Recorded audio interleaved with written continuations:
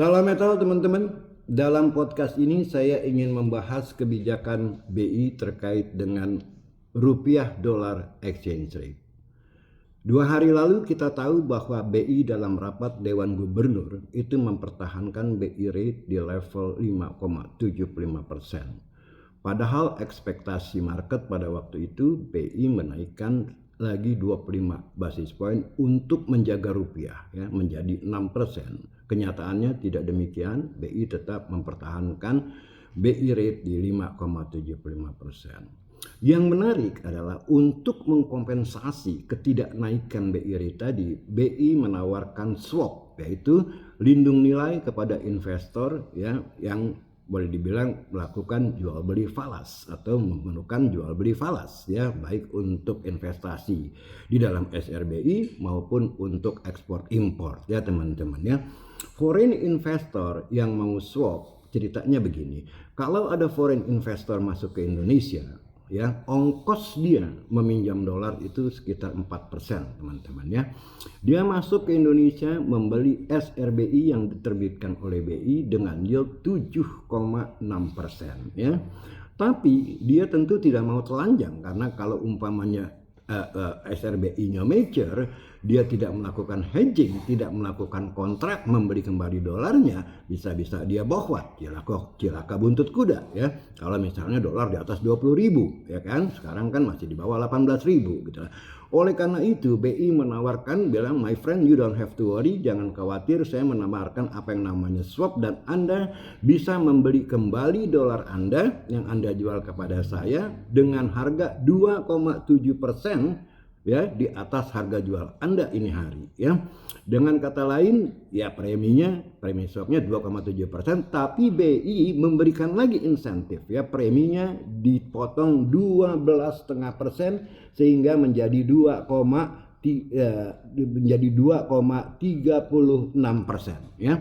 Nah, kalau SRBI yieldnya 7,6% dikurangi swap rate 2,36%, dikurangi ongkos dia meminjam dolar untuk bawa masuk ke Indonesia 4%, maka net yield ya, keuntungan bersih daripada investor asing ini tidak main-main, 1,24%. Nah, ini maksudnya adalah agar BI melakukan ini agar investor asing ya tertarik masuk ke Indonesia dan membawa dolarnya, karena saat ini kita tahu bahwa rupiah ini dalam tekanan yang sangat luar biasa. Kalau tidak dilakukan intervensi setiap hari, saya yakin dolar sudah berada di atas 20.000 rupiah.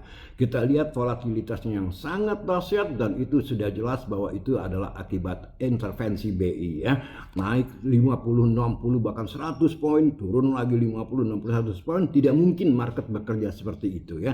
Pasti karena BI panik, maka terus begitu dolar naik 18.000 dan kemarin sampai hari ini pun sempat naik ke atas 18.000, dihajar lagi oleh BI sampai pokoknya jangan sampai melewati angka 18.000 ya. Oleh karena itu BI melakukan swap ya, yang seperti tadi saya ceritakan terhadap import ya. Ceritanya dalam negeri lain lagi ya, tapi mirip-mirip. Misalkan Anda import barang dari Cina dan Anda harus membayarnya dalam bentuk renminbi ya.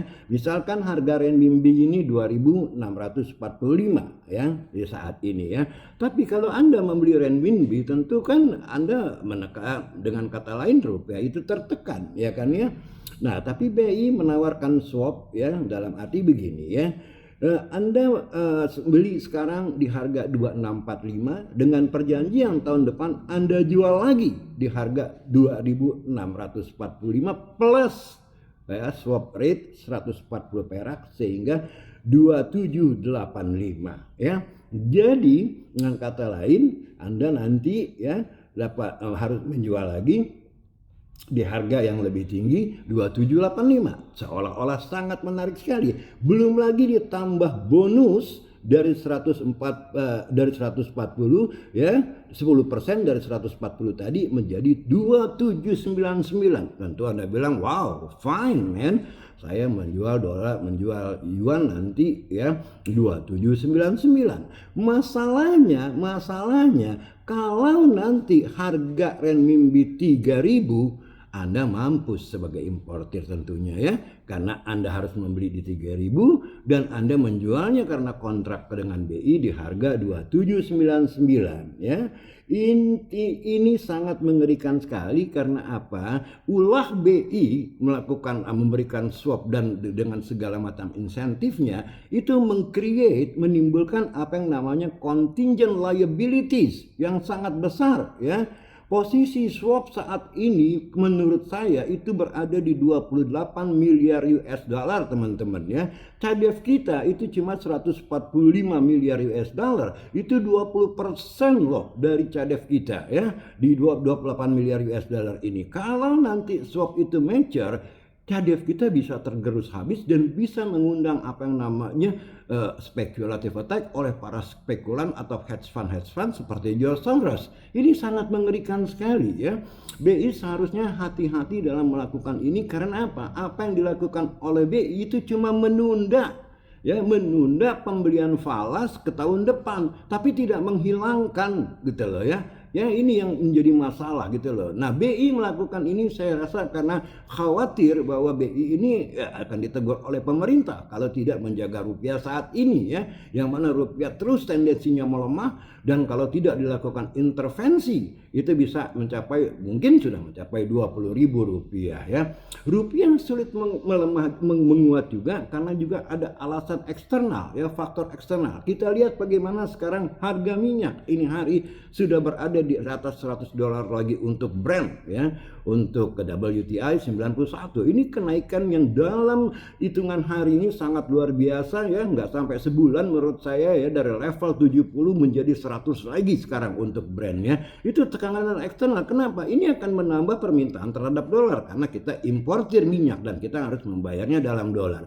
Yang kedua, lebih mengerikan lagi sekarang 10-year treasury yield itu sudah berada di atas 4,7%. Ini tertinggi loh selama bertahun-tahun ke belakang ini ya.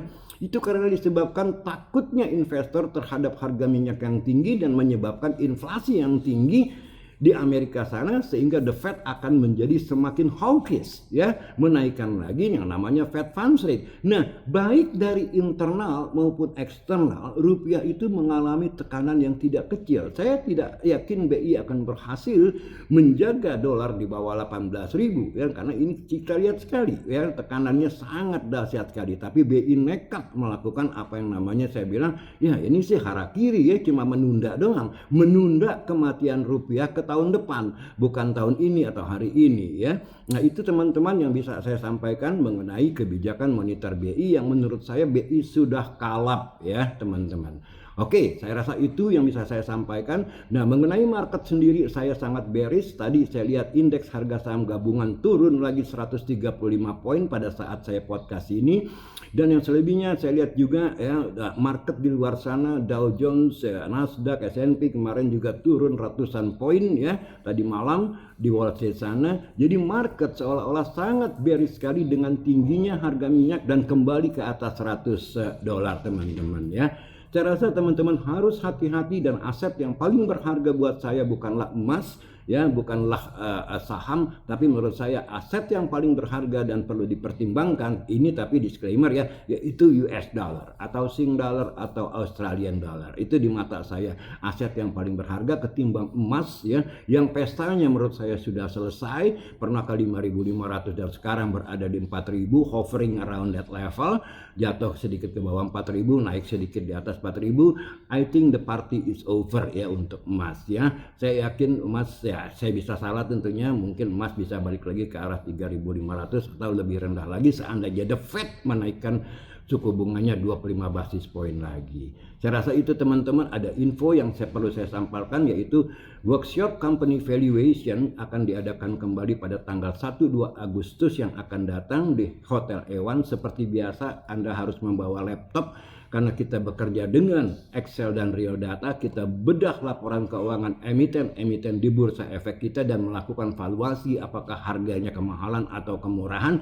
Dengan kata lain, kita akan menemukan harga wajarnya ya teman-teman ya. Bagi teman-teman yang berminat untuk mengikuti workshop ini, harap daftar secepatnya ya ke kontak person yang ada di bawah podcast ini ya, karena tempat terbatas hanya untuk 20 orang saja teman-teman. Demikian podcast saya ini hari. Ciao, salam metal.